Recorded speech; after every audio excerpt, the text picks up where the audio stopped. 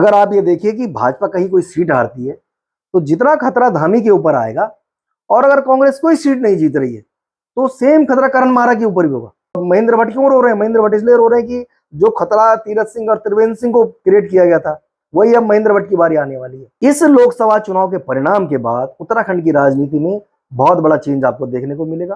त्रिवेंद्र सिंह रावत वहां से तैयारी कर रहे थे, लेकिन बाद में अनिल बलूनी जो है वो दिल्ली से आते हैं और उनको वहां पर उतार दिया जाता है। हरिद्वार से त्रिवेंद्र सिंह रावत आ जाते हैं।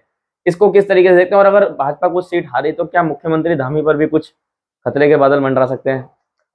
इस लोकसभा चुनाव के हार जीत के जो आंकड़े आएंगे, अगर आप ये देखिए कि भाजपा कहीं कोई सीट हारती है तो जितना खतरा धामी के ऊपर आएगा, और अगर कांग्रेस कोई सीट नहीं जीत रही है तो सेम खतरा करण मारा के ऊपर भी होगा।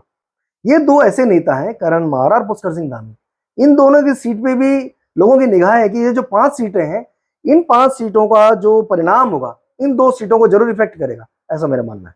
ऐसा मानना है। और ये जो त्रिवेंद्र सिंह रावत को वहां होता था, त्रिवेंद्र सिंह रावत को निश्चित रूप से त्रिवेंद्र सिंह रावत की तैयारी वहां को लेकर रही थी, और त्रिवेंद्र सिंह रावत को ये था कि मुख्यमंत्री की कुर्सी से हटने के बाद एक बड़ा वर्ग भाजपा का मानना था कि वो अब रिटायर कर दिए गए।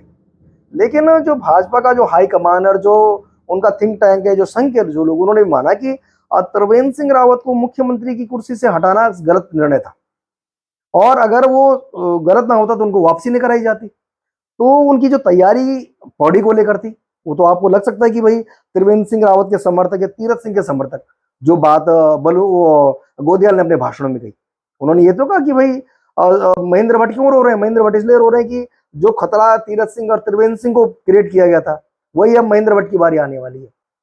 तो उस एंगल को आप इस अंदाज में समझ सकते हैं कि त्रिवेंद्र सिंह रावत का वहां से टिकट ना होना, तीरथ सिंह का टिकट कटना, और रमेश पोखरियाल निशंक का भी टिकट कटना, ये एक ही क्वेश्चन नहीं है। ये सारी चीजें, इसकी जो क्रोनोलॉजी है उसको आप इस अंदाज में समझिए कि जो निशंक के जो सपोर्टर्स हैं वो कहाँ थे, निशंक का टिकट किस ग्राउंड पे कटा कोई बता नहीं पा रहा।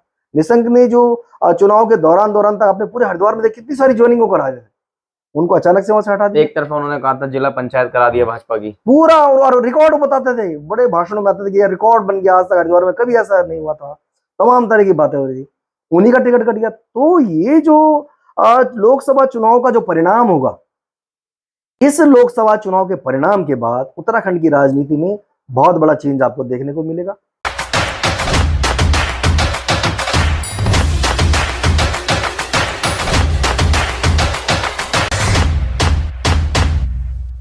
आपको दिखाई देगा कि अनिल बलूनी और जो त्रिवेंद्र सिंह रावत है, अगर ये जीतते हैं तो सत्ता के 2 नए केंद्र खुल जाएंगे।